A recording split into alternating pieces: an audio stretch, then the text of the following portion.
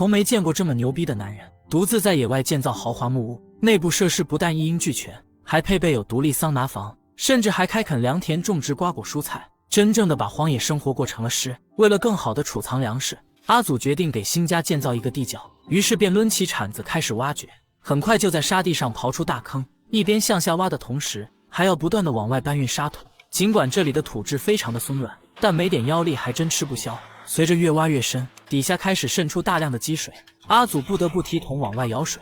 地窖最重要的就是要保持乾燥，那麼防水的措施必須做到位。只見阿祖先往底撒一層乾燥的泥沙，目的是吸收掉多餘的水分，接着拉來碎石，先將底部給鋪平，而後就可以用水泥砂漿進行第一次的找平。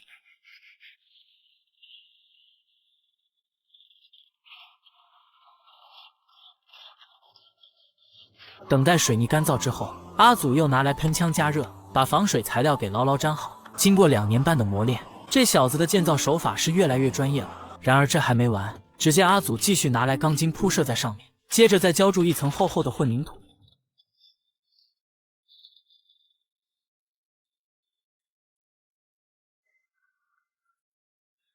在澆築四周的牆體之前，為了方便後續脫模，阿祖先給木板釘上一層塑料膜，接着用角碼鏈接在一起。嚴謹的他還要對內角精準的測量，防止模具發生變形。考慮到在澆築混凝土時會有巨大的壓強，內部架上木板牢牢的支撐就很有必要。一切準備就緒之後，就可以沿着四周開始澆築。為了防止開裂，內部還要嵌入鐵絲網。等待數日之後，牆體順利脫模。為了保證頂部足夠的堅固，不僅要鋪滿手指般粗的螺紋鋼，中間還架上一節鐵軌。雖然看起來已經鏽跡斑斑，但作為鋼梁還是顯得有些大材小用。完事後，阿祖繼續拿來混凝土澆築。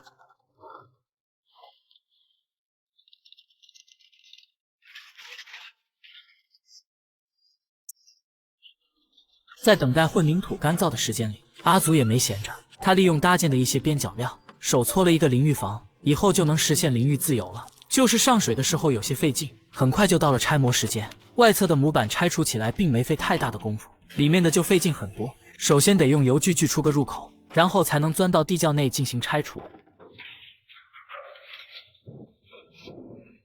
而大塊的模板想要搬運出去，還得先給它們大卸8塊。為了使恆溫地窖長期保持乾燥，阿祖還給四面牆壁刷上石灰水。等待乾燥之後，就會形成一層堅硬的水化蓋石層，能夠有效地防止雨水的滲透，並且還起到了很好的美白效果。接着阿祖拿來角鋼開始組裝置物架，為了防蟲防腐，木板還要先經過一輪高溫碳化。完事之後就可以鋸成適合的長度鋪設上去。有了這個恆溫地窖，阿祖種植的瓜果蔬菜以及制作的各種罐頭也終於能好好的儲藏。今天他外出弄了幾隻野兔，先挑選了幾個美腿放入鐵桶中燻製，作為他和狗子今天的口糧。其餘的則剁成大大的小塊，撒上各種靈魂配料醃製入味，然後分裝到玻璃罐中密封好。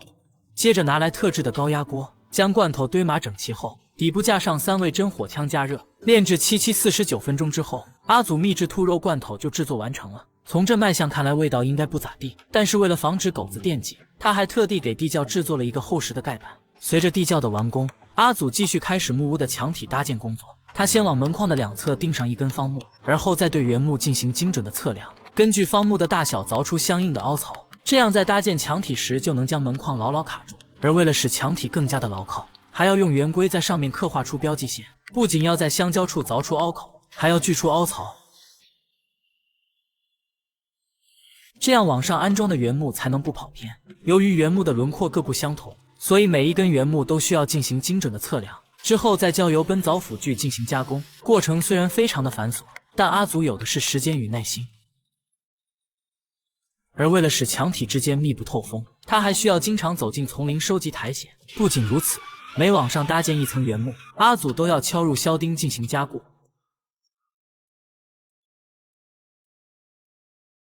轉眼間秋風席捲，森林一夜之間就被染紅，木屋的牆體也搭建到了半人高。於是阿祖把制作好的窗框一個個的安裝到牆上。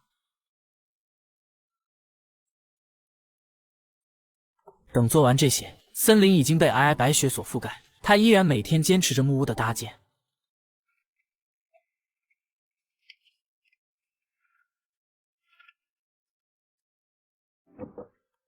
随着墙体达到预定的高度，为了方便屋頂的搭建，阿祖首先要将挡雨棚给拆掉，而框架钉上木板就能制作出脚手架。有了脚手架的輔助，後續的搭建就方便了許多。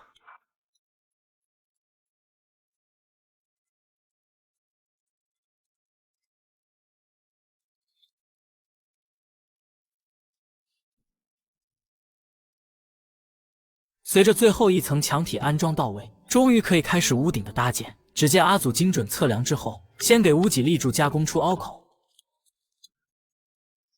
之後就可以利用葫蘆吊給吊裝上去。嚴謹的阿祖還要拿出水平儀進行校正，確保立柱保持垂直之後，再用鋼筋固定。緊接着，阿祖利用線條確定好角度，再對原木進行精準的裁切。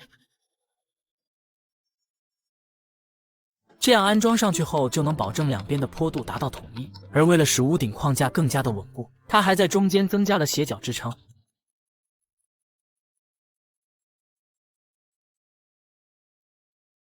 完事之後，就可以將屋脊給架設上去。